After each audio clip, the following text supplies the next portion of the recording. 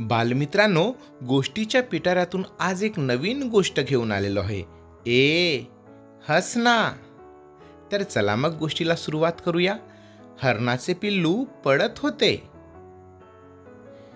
सशाच्या पुढे,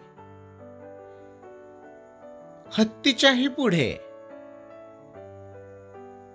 त्याने नाला ओलांडला,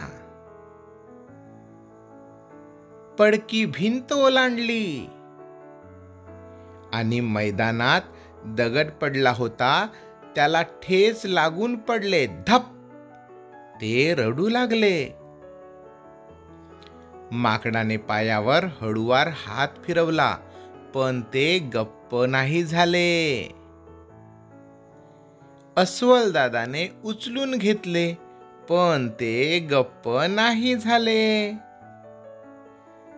आई आली, म्हणाली, बघ मारलं दगडाला. हरणाचे पिल्लू म्हणाले, मारू नकोस दगडाला, नाहीतर तोही रडेल. आई हसली, पिल्लूही हसले. कथा आवडली असेल तर स्मार्ट शाळा यूट्यूब चॅनलला सबस्क्राईब करा. थँक्यू.